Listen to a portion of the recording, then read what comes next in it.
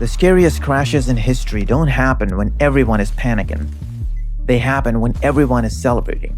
And right now, the entire stock market is balancing on the shoulders of one company, and we all know the name.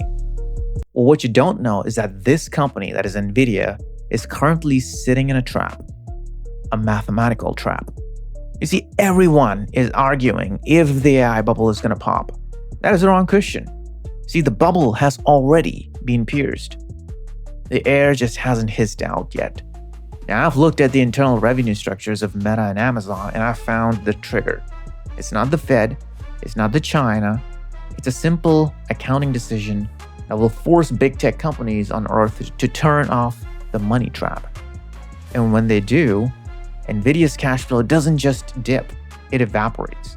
So today I'm going to show you exactly the mechanism of the crash and why gold and Bitcoin won't save you, and exactly where you need to be when the music stops.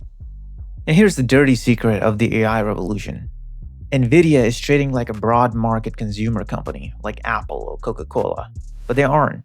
People think they have a huge moat, but they don't. Most of their revenue comes from only 4 to 5 companies. Nvidia is like a defense contractor. They have massive concentration risk.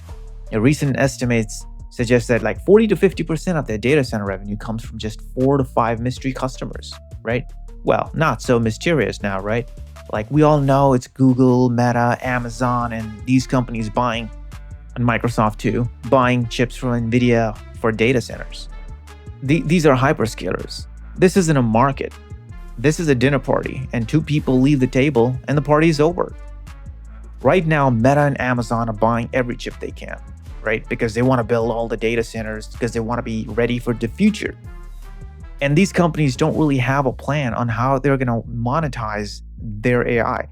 You know, Amazon might be able to rent out some of their data centers, but Meta has no way of monetizing things other than some of their horseshit products like, Meta glasses or whatever. And the other companies are also spending insane amounts of money on CapExes. Google is kind of like an outlier. They do have incredible products that use a lot of computing, but they're trying to move away from Nvidia and focusing more on their own Tensor products. And these companies buying all the chips they can because they're terrified of falling behind. They're spending hundreds of billions of dollars on CapEx, right? With zero immediate ROI. And the ROI might happen, might not happen. They don't really know themselves. So that brings us to the catalyst of this bubble popping. You remember in 2002 when Meta crashed. Why? Because, Zuck was spending too much money on his vanity product, Metaverse. Wall Street revolted. People were like, this is a horseshit product. It's just not going to make any money. So the stock tanked. And of course, market was also going down. So it kind of like snowballed and the stock crashed almost 70%. So what did the Zuck do? Well, people were like, hey, this is getting ridiculous.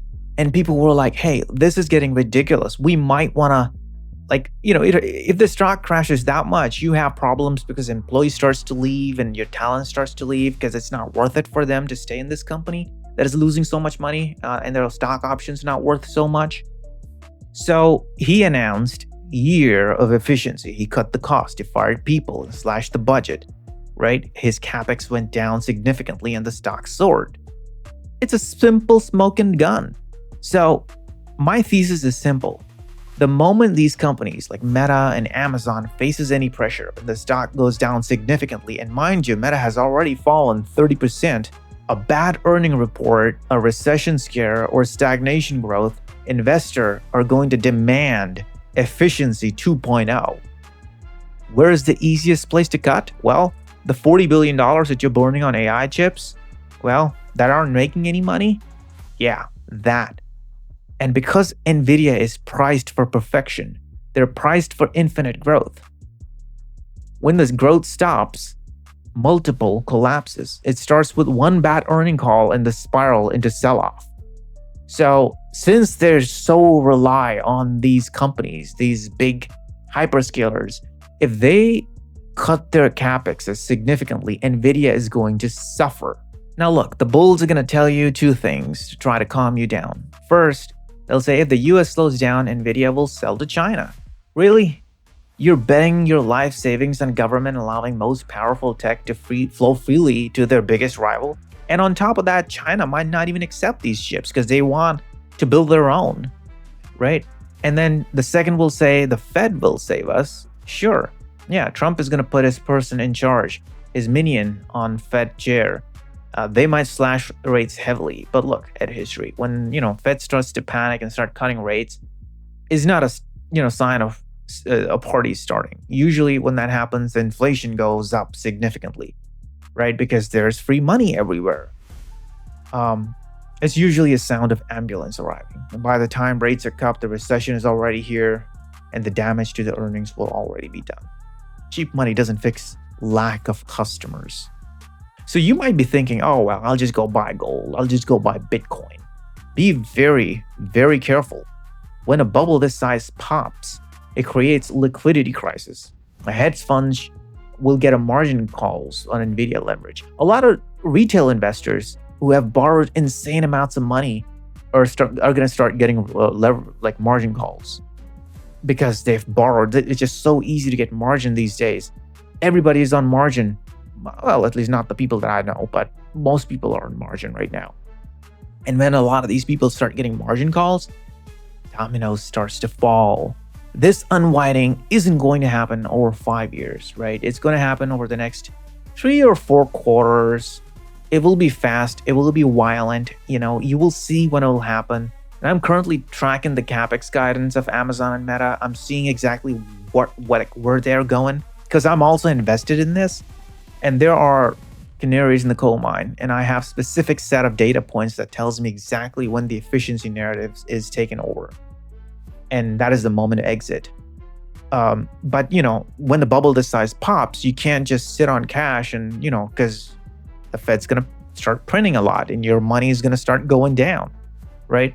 Now, I can't cover every daily update in this video. If you want to know the moment these indicators flash red, you need to be on my newsletter list. So I'm going to put the link down below. You can click on it. I will also keep you up to date exactly when this unfolds.